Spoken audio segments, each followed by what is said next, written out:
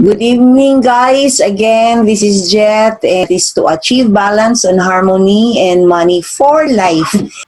That is stock or stocks. So this is still our cash flow system. So our objective is to start integrating in your unique harmony blueprint the chosen wealth creation strategies that you learned, and you will be able to integrate that in your blueprint for you to be able to finance your needs and of course your marital dreams.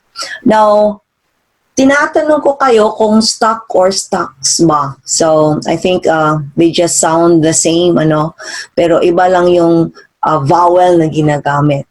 So, stock means, S-T-U-C-K means you cannot ever start or move in your wealth creation as mag-asawa. So, ito yung naging problema nyo, and kaya binibigyan ko kayo ng lesson sa week 4 kung ano yung gagawin with respect to debts, and then the different investments that you can go. And tonight, this is very specialized because we will just be talking about stocks. So can we now start investing and earning with the use of S-T-O-C-K this time, with the use of stocks?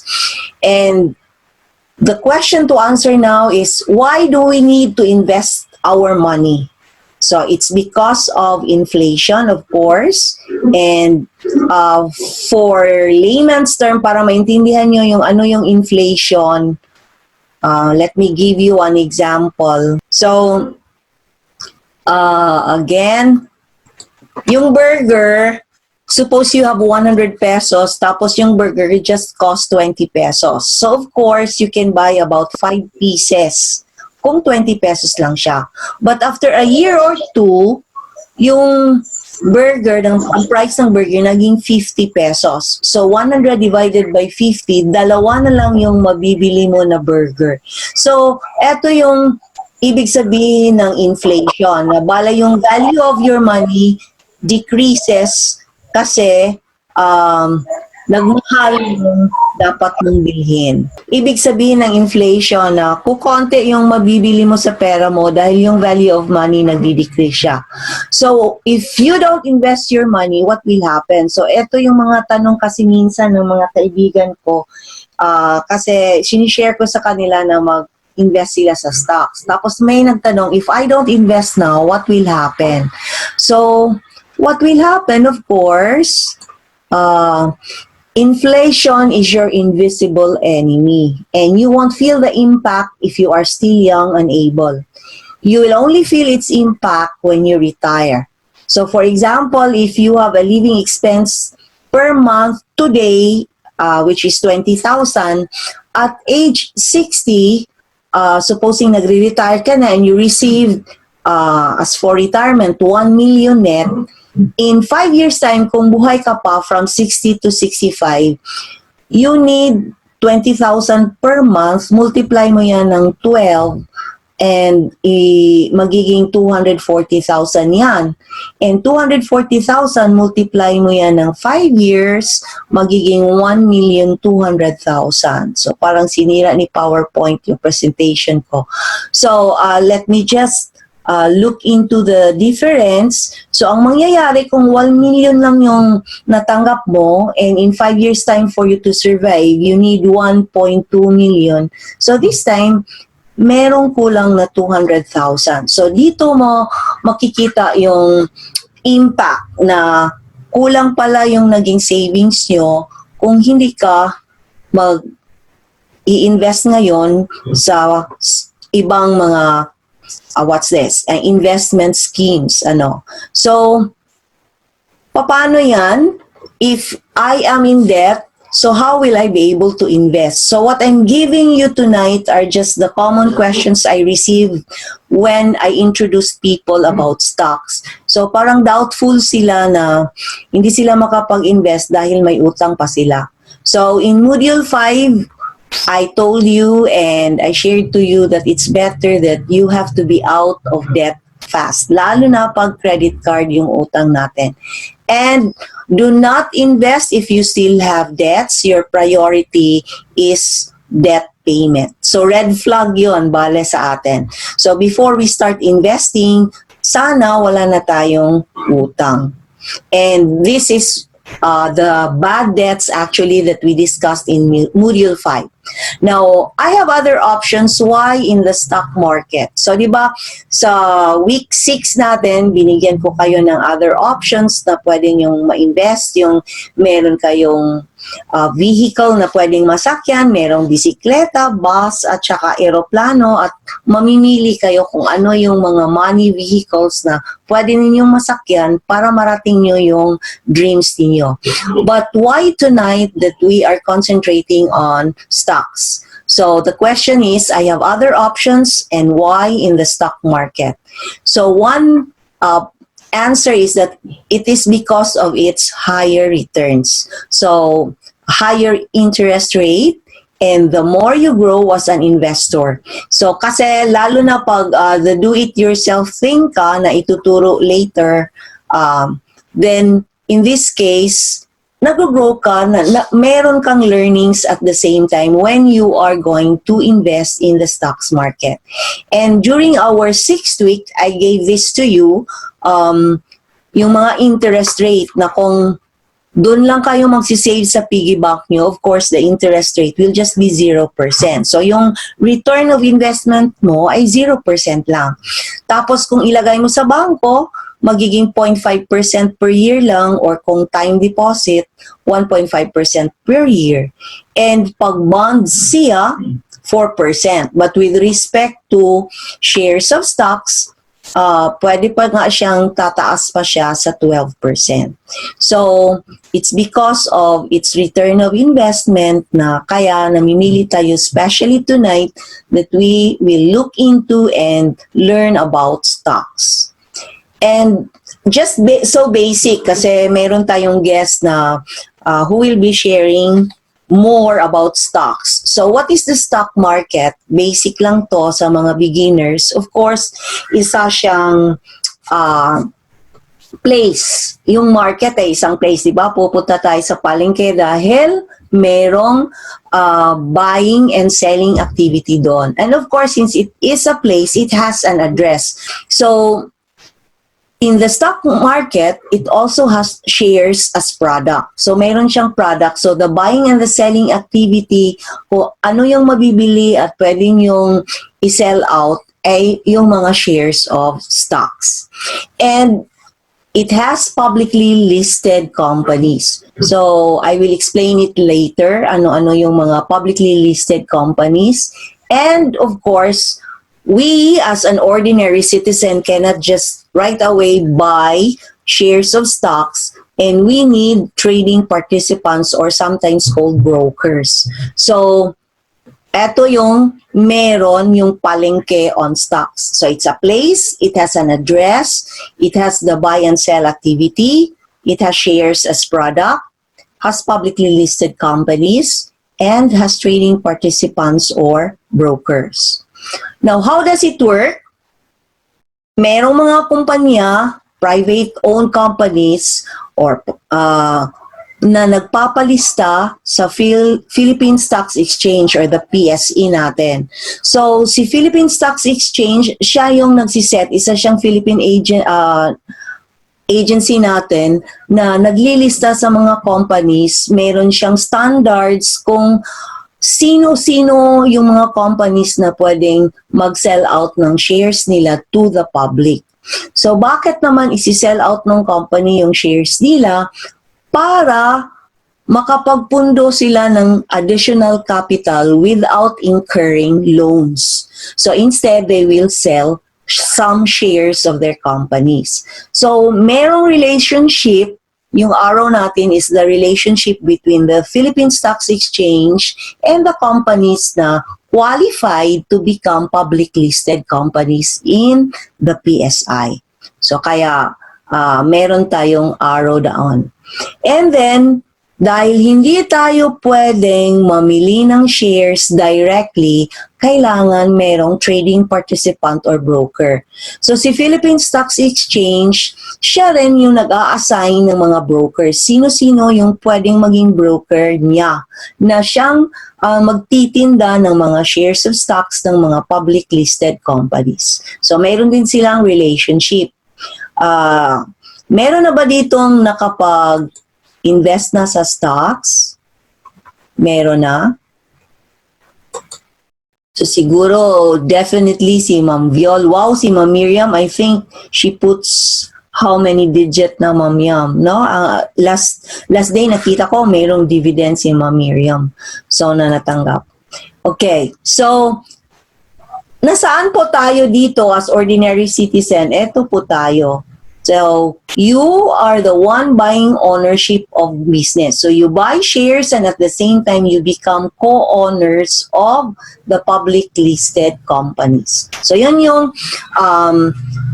relationship between us, the trading participant. So, hindi tayo pwedeng andito agad. So, we need some brokers para makapagbili ng shares of stocks. And how do you earn in stocks? Dalawa lang po sila.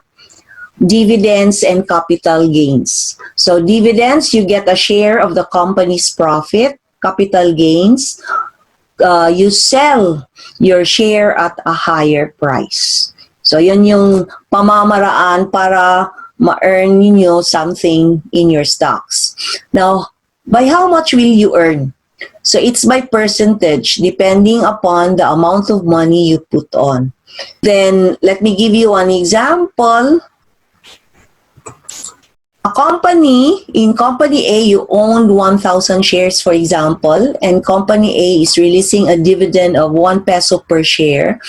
Then your dividend earnings will be number of shares times dividend per share equals dividend earnings. So dahil may 1,000 shares ka and namimigay si Company A ng 1 peso dividend per share, meron kang dividend earnings na 1,000 pesos. So, you bought your share in Company A by 80 pesos per share. And for some time, you waited, for example, let's say 2 to 3 months, and then you sold it at 150 per share. Then your capital gains will be total sold amount minus buying amount equals capital gains. So if you owned 1,000 shares of Company A, multiplied it by 80, so binili mo lang siya ng 80,000.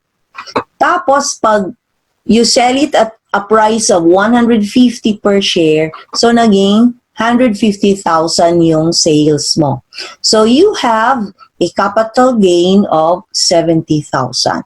So, yun yung mangyayari. So, dalawa yung pamamaraan kung paano ka mag-earn sa stocks. So it's either by dividends, and that means you are part of the profit sharing dahil part owner ka na niya. And if later on buying it at a low price and selling it at a higher price, then of course there will be some profit, some gains. And what about the risk? Anywhere, anytime has risk. Simply manage risk. So, eto yung pinag-uusapan natin noon na kahit piggy bank ka lang, meron talaga siyang risk. So, an antidote of the risk due to ignorance is education. So, that's why we are here tonight for us to learn on stocks and how our guest, ano yung mga ginagawa niya para siya mag-earn. And according to Warren Buffett, risk comes from not knowing what you are doing. And what to look before investing? Of course, knowledge, steady source of income. And does that mean na kung wala kayong monthly income, hindi ka na pwedeng mag-invest? Pwede rin mag-invest. Kaso nga lang, you have to be consistent in putting money, in buying shares of stocks. And as much as possible, no credit card debts and other high interest rate debts. And check how much you can afford to lose for long term. Kasi yung ilalagay mo dito, yung pera na pwede siyang matulog for a longer time. So kung emergency funds siya, so hindi siya pwede dito sa stocks investing. And of course, you need to do research on the performance of companies. So, yung mga listed companies natin, meron siyang performance. You do some research. The act of saving and investing money regularly will significantly change the way you live your life in the future. So, since this is my last slide, I will give the floor to our guest tonight. Okay. Hello, ma'am. Opo. Malinaw po. Malinaw. Malinaw po sa akin. So, paki-feedback lang po sa inyo, mga students, kung malinaw rin ba. So, yes, malinaw din po. Kay Sir Frank, malinaw, malinaw. Okay, ayan na. Pwede na akong mag-screen share, ate. Yes, nakikita ka na namin, ma'am. Okay. Nag-off ako ng video. Yes. Malinaw na po yung screen. Yes po, naka-pause na kayo. Okay, so sige ma'am, magsimula na po ako. Bali, na-discuss mo na po lahat eh. Ang dami mo na rin nasabi. So, bali... we need your more knowledge from you. Sige ma'am, so mag-proceed na po tayo, no? Okay. Okay, so good evening po sa inyong lahat. Bali, tonight I'll be sharing with you itong discover nyo yung 3 secrets on how to grow your income from the stock market so you'll have a harmonious relationship and stop money conflicts and arguments. But first of all, let me say salamat dahil nagstay kayo dito kasama si Ma'am Jet, and I hope na you will stay until the end. Gusto kong i-share sa inyo yung results and experience ko, accomplishments, and also yung mga tao na natulungan ko din, even they are a total beginner or yung zero knowledge. And I also had the privilege to be interviewed by great entrepreneurs like Coach John Arana. And he is the founder of Negosyo University at ng Internet Business Masterclass. And syempre, na-interview din ako ni Doc Lloyd Junel Labso, founder of Self-Made Millionaire Masterclass and Digital Startup Toolkit. Also, I was able to give a 3-time presentation at the Infopreneur Podcast Show or Tips. Ito yung sa loob to ng IBMC or ng Internet Business Masterclass. Who is this for? If you're a mom and a dad with no experience, no expertise, and no investing strategies. If you're a couple who don't know how to invest your hard-earned money. If you're a busy parent who don't have time to monitor the stock market and you want to grow more your income. If you want to start but you're afraid of the online investment scams, stock market crash, economic crisis. If you're a beginner who's afraid of losing money because you don't know when is the best time to buy and sell your stocks. So can you type yes if it's okay if I share to you the 3 core principles that can help you grow your money from the stock market the easiest and safest way possible? Kung excited po kayo, paki-type yes kasi I'm going to share it with you. Yes, sabi ni Ma'am Jet Melody. And Ma'am Miriam, salamat po. Okay, so let's begin. What is your goal? How much income so you'll have a harmonious relationship and stop money conflicts and arguments? Can you give me a rough estimate? Magkano po yung inyong gustong maging income? Rough estimate po. Wala. Ano yun? 5 million? Sabi ni Ma'am Jet. 50K. Sige. Okay, so here's the principle number 1. Why investing in the stock market is easy and safe to start? So, madami po kasi natatakot sa stock market kasi una, akala nila mahirap, nosebleed, o kaya naman iba iniisip scam.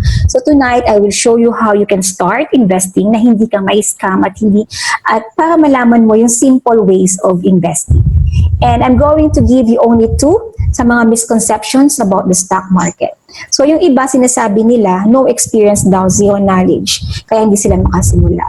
Lahat naman po tayo, no experience and zero knowledge sa lahat ng bagay. Ang gagawin lang po talaga natin ay mag-take time para pag-aralan.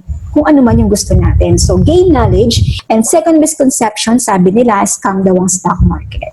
Because, siguro dahil may mga nagsisirculate sa internet na mga online investment scam ngayon. So kung stock market is a scam, dapat hindi na po ako nag-i-invest sa stock market kasi I started in 2001. Di po ba?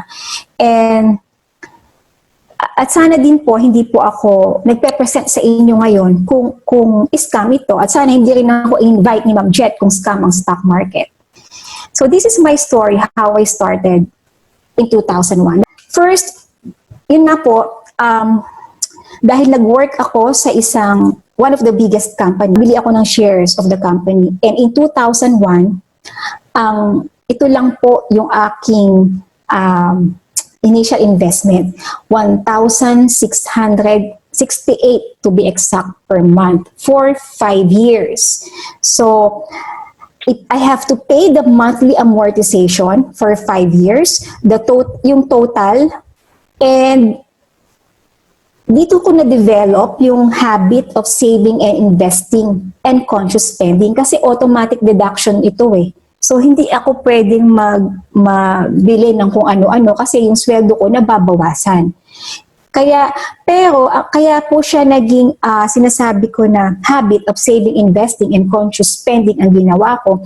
Kasi po, kapag meron pa akong mag-i-increase yung sweldo ko, itatanong ko doon sa aming company na pwede pa ba akong bumili ng shares kasi i-compute nila yun eh. Pag sinabi nilang pwede, bibili pa ako. So minsan nag-overlap yung payment ko, minsan naman hindi. So depende po. So yun na po yung goal ko after 5 years or on the 6th year, ibebenta ko yung stock ko and then may naiiwan pa ako na binabayaran kasi nga at continuous naman yung pagbili ko and allowed kami na bumili for as long as kaya ng sweldo mo. Eh matipid naman po ako. Ayun. So now, hindi ako nagsimula po sa 5,000, hindi po ako nagsimula sa 10,000. I started at 1,668 pesos only per month. Now, you'll tell me this, Cynthia, yung company namin hindi naman nag-offer ng shares gaya sa'yo. Or Cynthia, self-employed ako or entrepreneur ako, paano ko mag-invest? So here's what you're going to do. First, you have to choose a legit stockbroker. Naturo na ni Ma'am Jet kanina yung paano ka pipili ng legit stockbroker. Additional na lang po itong sasabihin ko. And sino ba si stockbroker? Let me first explain the relationship and functions of each person involved in the stock market investing. So, Philippine Stock Exchange, it is where all public listed companies in the country are traded. So, si PSE, ang gagawin niyan, at si publicly listed company, so si magpapass ng requirements and standard dyan sa PSE. So ano ba yung mga companies na yan? Nabanggit na rin ni Ma'am Jet yung example ng mga companies kanina. Pag nag-submit sila ng requirements, kailangan maipass nila yon and mag-comply sila sa regulations of the PSE. Okay po. So second, si stockbroker and PSE. So si stockbroker will transact the investor's order to the PSE. Parang siya yung magiging middleman para makabili tayo ng shares of stocks kasi hindi po tayo makakadiretso sa PSE. So kailangan natin si stockbroker. Na-discuss na rin po ito ni Ma'am Jet. And third ngayon, si investors and stockbroker. So dito po tayo ngayon nakakonect kay stockbroker. Sa kanya po tayo magpe-place ng order kung buy or sell tayo. Kaya po tayo mag-apply ng trading account. So, stockbrokers are like middleman. Kailangan natin yung services nila para mag-proceed yung mga transactions natin. So, ito po yung gagawin nyo, how to choose a legit stockbroker. You have to go to the Philippine Stock Exchange website. Ito po yun, https://www.pse.com.ph. Okay, may nag-chat yata. Ox and clear, sabi niya. Okay na po. So next is, kailangan mong pumunta sa website nung napili mong broker. Kasi dun sa website na yon, nandun na po yung mga instructions, how to open an account, procedure, anong gagawin mo next, anong requirements, paano mo isasubmit yung requirements, and then after nun, mas maganda siguro kung pag nakapili ka na ng ng broker mo, mag-post ka din sa Facebook group kung okay lang sa'yo, kung gusto mo, para marinig mo yung reviews ng ibang mga investors. So dito po is fund your trading account. Kung gusto mo talagang mag-invest monthly sa stocks, tingnan mo yung payroll mo. I mean, ano ba yung payroll mo? Pasok ba siya doon sa bank na nakalista doon sa mapipiling mong broker? Kung pasok siya, ang gawin mo, enroll mo ng online banking yung iyong bank. Bakit? Kasi walang charges kapag nag-online banking ka. Sayang ang 50 pesos mo, sayang ang 100 pesos mo, sayang ang oras mo na pupunta ka ng bangko para lang mag-deposit. 'Di ba? Yung pamasahe mo, yung pagod mo, unlike pag online banking, lahat matatransact mo na. So, kung for example, yung sweldo mo pumapasok, bawa si BDO sweldo mo, pumapasok siya sa nandyan, and then gagawin mo, i-enroll mo si BDO, yung account number mo, i-enroll mo siya doon sa under usually ng bills, payment, dealer, mga ganun yung term na ginagamit ng mga bangko. Doon mo siya i-enroll. So, whenever mag-deposit ka na, i-click mo na lang yung account number mo kasi nakalista na siya doon. Hindi mo na siya ulit itatype kasi nandun na siya. I-click mo na lang and then mag-encode ka kung magkano yung amount na gusto mo. So, monthly makakapag-invest ka. Okay po? So, ang fourth is, syempre, pipili ka na ng company. Kung gusto mong maging co-owner ng big companies, pumili ka po ng mga tinatangkilik ng Pinoy. So, for a beginner, syempre, hindi mo, halimbawa, beginner ka, total beginner, zero knowledge, ano ba usually na pwedeng bilhin ng beginner? Ano ba yung tinatangkilik ng Pinoy? Bakit po ba kailangan tinatangkilik ng Pinoy? Yung madaming customers, yung parating pinupuntahan ng mga tao. Bakit po? Kasi syempre, kung alam mong, for example, ikaw, wala kang alam sa stock market, ano ba yung pipiliin mo? Syempre, yung alam mong kumikita yung kumpanya. Ibig sabihin, kumikita siya. Kung kumikita siya at doon ka nag-invest, natural, bibigyan ka niya ng kita kasi co-owner ka. Pwede kang magkaroon ng dividends and in the long run, magkakaroon ka ng capital gains. So, yun po yung pinakita ni Ma'am Jet kanina na capital gain at saka dividends. Okay po. Next, so syempre, kapag nakabili ka na ng shares, pwede mo rin gawin yan sa mobile phone mo. Okay po, so may nagchat-chat. Ang galing nyo, ma'am, mag-explain. Very simple. And salamat. Ang ganda rin ng feedback mo po sa book. Thank you very much. Thank you. Okay, nasaan na tayo? Saan na to? Reminder. Remember. Okay, so hindi ka po empleyado ng company na bibilin mo. Ikaw po ay isang co-owner. Ibig sabihin ng co-owner, hindi mo i-manage yung kumpanya. Ang i-manage mo lang yung portfolio mo. Yung portfolio mo lang po ang i-manage mo. Huwag mong iisipin na paano i-compute yung mga technical aspects ng company na yan. Hindi. So next, you have to sell your stocks. Ayun. So ngayon, magsisell ka ng stocks, depende sa goal mo. Ano ba yung goal? Long term ba? Short term? Mamaya i-discuss natin kung paano mag-short term ang isang busy na tao. Kung ang isang nanay, ang isang tatay, ang isang magulang, paano mag-short term trading at paano maglo-long term. Kasi yung iba, iniisip nila kapag short term, ay everyday ako magsisell, every hour ako magsisell. So, hindi po ganun. Okay po? So, ngayon, how will you grow your money exponentially? Kapag ikaw, nagkaroon ka ng dividends, pwede mo siyang i-reinvest sa stocks. Hindi mo siya i-withdraw agad.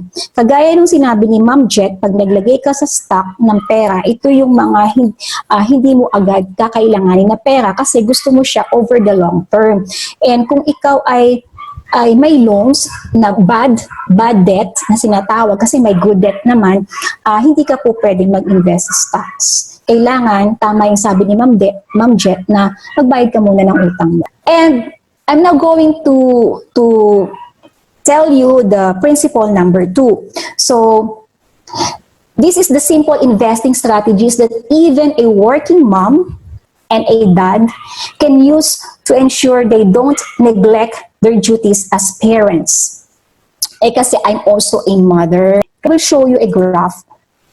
because this chart proves that you shouldn't be afraid of investing in the stock market kahit busy ka pa as parents at hindi mo magawang mag-monitor lagi ng stocks mo. Kasi ako po, hindi rin po ako nagmo-monitor everyday ng stocks. So this is the performance of the Philippine stock market. So through the Philippine Stock Exchange Index or PSEI. What have you noticed from this chart? So it is uptrend or downtrend. Ano po yung na-notice nyo dito sa chart natin? Can you type your answer in the chat box? Uptrend or downtrend? Uptrend, sabi ni Ma'am Melody. Okay. Okay, so the stock market never goes on a straight line. But look at the trend from 2004 to 2018. It's increasing. So you can see here yung green arrow, it goes up and down. And that makes the stock market volatile. That's why some beginners who keep on checking their portfolio or online trading account every day, they become nervous. Eh, wala naman pong problema kung mag-check ka ng yung account ng everyday kasi may mga active traders naman na mas kumikita being a trader. So, yun nga po yung sinabi ko, kanya-kanya tayo ng strategy kasi madami silang time mag-monitor ng stock. And kung beginner ka, mahirap din kasi na maging active trader na wala kang alam sa technical analysis. Kailangan talaga may alam ka sa technical analysis. Pero, hindi mo naman kailangan aralin yung technical analysis kung long-term investing ka. Kaya nga, ano ba yung gusto mo? Long-term investing or short-term trading? Depende po sa iyo yan. So, kaya nga, ang sinasabi ko kanina, discover your own worry-free investing strategy. At kaya mas maganda, aralin mo talaga ang stock market. Okay? And, nung bago ako sa stock market, guilty rin naman ako kasi everyday din ako nag-check ng portfolio ko. Kaya nga inaral ko yung stock market kasi hindi ko alam kung ano yung gagawin ko. Nagkaroon din kasi ako ng bodega stock. It took me parang 5 years na bodega kasi nga hindi ko alam yung gagawin ko. Sabi nga ni Warren Buffett, magandang bumili ng stocks kapag yung company ay nasa temporary trouble. Kasi bakit? Kung ang company ay nasa temporary trouble, bababa ang market price niyan. Pero dapat yung company na sinasabing temporary trouble ay great or good companies para mag-invest ka. Kasi kung bibilin mo siya at a lower price and then i-sell mo at a higher price, malaki yung gain mo. Pero ano yung company na magandang bilhin? So yun yung question doon. Okay po. Next, and if you're going to check the chart in 2004, so ito yung 2004, yung may red circle, and 2014, ito yung 10 years na sinasabi na dyan daw yung mga good, lahat ng cycles ng stock na cover niya. So kung makita mo, it's uptrend, di ba? Increasing siya. It's an uptrend. So if your goal is long-term investing, then stick to your goals. You just have to know what you must do when there is a recession, when market declines. So huwag kang kakabahan kasi kung good stock naman yung bibilin mo eh. So, ang tanong lang naman, ano ba yung mga gandang stocks? Kaya parati ko din sinasabi to sa mga subscribers ko na you cannot predict the market perfectly. Pero there is a guide for you to follow. Those guides will help you, but you cannot predict the market perfectly. So, yun yung tinatawag na fundamental analysis and technical analysis. So, you and I cannot stop the upward and the downward trends of the stock. It has to go that way. So you have to manage those emotions para hindi ka malugi sa stock market. Kasi for beginners, pag nakita mong bumagsak ang presyo ng binili mong stock, talagang kakabahan ka. Pero hindi mo pala alam na maganda pala yung stock na nabili mo over the long term. So baka itong time na to, sabi nga ni Warren Buffett, maging fearful ka kapag ang mga tao ay greedy at maging greedy ka kapag ang mga tao ay fearful. So, ibig sabihin nun, kung si good company ay nagkaroon ng temporary trouble, bababa ang stock price niya.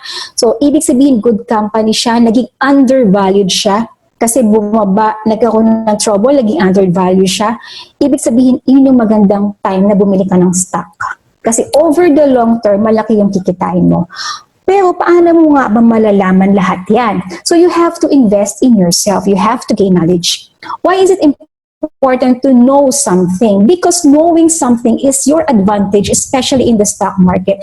Other people are afraid when the market declines. But if you know what to do when the market declines, you can actually earn more money. So instead of worrying much about the stock market, I suggest you begin to learn the stock market. So you will know what to do and how you can take advantage when the market declines. The simple investing strategies that even a working mom and a dad can use to ensure that they don't neglect their duties as parents. Apply principle number 2 is one way of becoming a good investor. First, I want you to have a clear and definite goals of investing. Do you invest because you want to use your money for long-term goals? Like me, I'm investing in the stock market for the college education of my kids and for my retirement fund. Do you have the same goals? Make sure to be firm in your goals of investing. Or do you want a short-term goal? Like, it depends on you actually. Ang mahalaga muna, clear ang goals mo. Because long-term investing is different from short-term trading.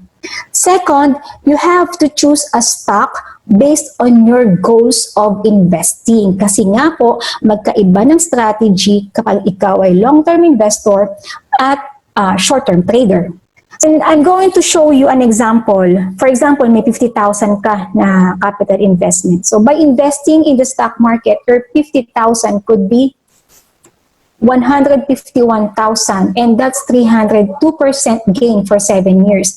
Unlike at banks, it may just earn 7,000 or 14% after 7 years. And or by investing in the stock market, your 50,000 can gain 1,055,000, and that's 2,110% after 16 years. Unlike at banks, it may just earn 16,000 or 32% after 16 years.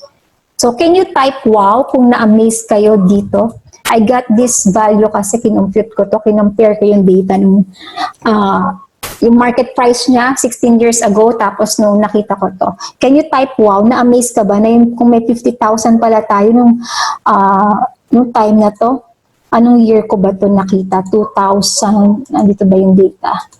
Wala siyang data. Na-amaze ba kayo? Wow, wow talaga, no? Kasi kung may 50,000 tayo nung time na to, 1 million na siya. 50,000 naging 1 million after 16 years. Kaya yun yung sinasabi na kung long-term investing ka, tapos nakita mo bumababa yung price mo, huwag kang kakabahan kasi over the long term naman yung goals mo. May kita mo talaga yung kita mo sa long term. Kaya sabi nga ni Ma'am Jet, pag nag-stock market ka, hindi mo kailangan yung pera bukas, hindi mo kailangan next month. Yung alam mo na extra money. Ayun. Okay? Kanina sabi ni Ma'am Jet, I have to, yung mga frequently asked question. Mostly naman kasi, yung frequently asked question, sinagot na din ni Ma'am Jet. So, ito na lang. Pumili na lang ako ng 3. And, so, ito po, frequently asked question. So, let's start with frequently asked question number 1. Why does a company falls in price even if a company does well? So, ito yung isang mga dahilan na sinasabi na bumababa yung market price ng isang magandang kumpanya. So, because of the news, pwedeng world or local, economic crisis, war, recession, pero hindi naman po ito nagtatagal. So these are just few reasons. So people get afraid, so they sell their stocks. Kapag nagkaroon ng recession, natatakot ang mga tao, nagbebenta sila ng stocks. Pag nagkaroon ng economic crisis, natatakot ang mga tao, nagbebenta ng stocks. What happened kapag madaming nagbenta ng stocks? Bumababa ang market price. Kasi madaming natakot, madaming nagbenta, bumaba ang market price. So this means the price of all stocks, even giants, would go down. So kung ikaw ay isang investor, kung ikaw ay isang beginner, tas hindi mo alam to, maging emotional ka, baka magbenta ka din ng stocks. Pero over the long term, hindi mo alam na magiging maganda pala yung effect kapag bumaba yung market price. Pero mahalaga na ang stock na bibilin mo is great company, good company.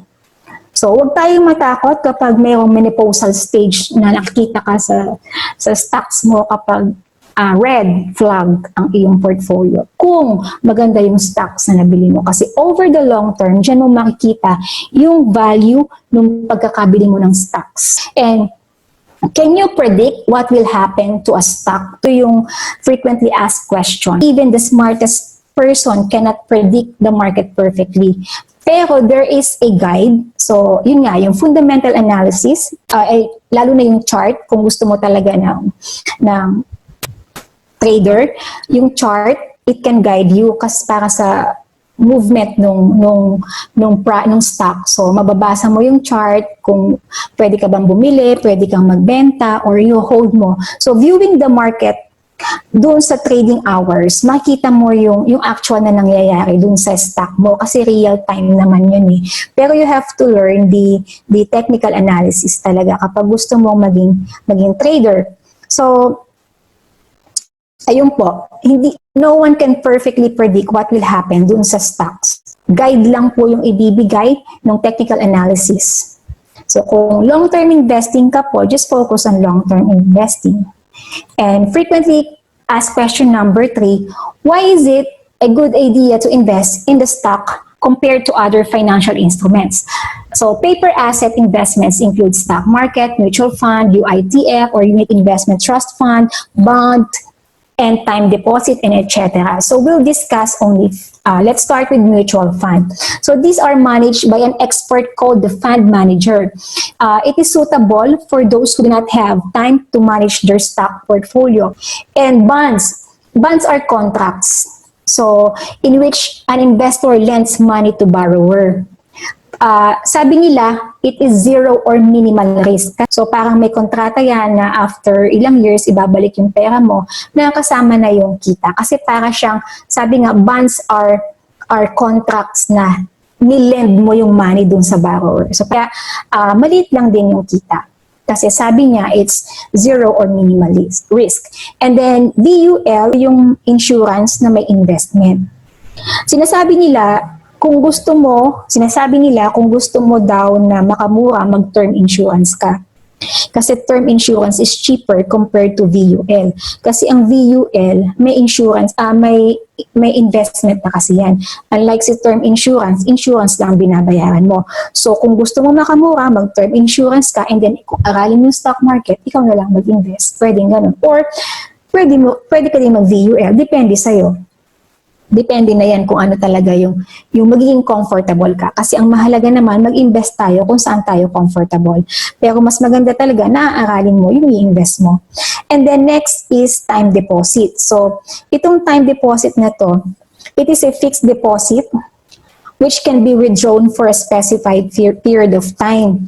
The return is higher compared to dun sa bank interest, pero hindi rin siya higher sa inflation rate. For example, ang inflation rate mo ngayon is 5%, halimbawa lang. Pero ang kikitain naman pala nung time deposit mo 2%, o lugi ka. Patingin mo kumita ka sa time deposit, hindi. Kasi ang inflation rate 5%, tapos mag-invest ka ng time deposit, 2% lang kikitain mo, nawalan ka pa ng 3%, nalugi ka pa. So, si bangko ang kumita sa pera, nagamit niya sa loans, pinaloan niya sa car loan, pinaloan niya sa personal loan ba ang tawag kapag mag-loan ka sa bank. Yun. So, si bank ang kumita sa pera mo, ikaw hindi. Kasi nalugi ka dahil sa inflation rate na diniscuss ni Ma'am Jet kanina. So, stock market, magandang pang-beat ng inflation rate. Kaya aralin mo na lang pong stock market. Dito sa stock market, you will be responsible to your money. So therefore, you will be urged to learn how your money can grow fuller in the stock market. Pwedeng maging long-term investor ka. Simula, it's difficult din to start yung buy and sell. Ang banggit din naman kasi ni Ma'am Jet, sabi niya, risk daw kanina. And sabi nga ni Warren Buffett, magiging risk lang naman kung hindi mo alam yung gagawin mo. Pero kung alam mo, you can manage risk, sabi din ni Ma'am Jet kanina. So, gaining knowledge about the stock market is very important. So you can manage the risk. You cannot avoid risk kasi kahit saan naman may risk, but you can manage the risk by gaining knowledge. So you have to gain your knowledge about the stock market. So that ends my presentation, Ma'am Jet. Sana po nakatulong.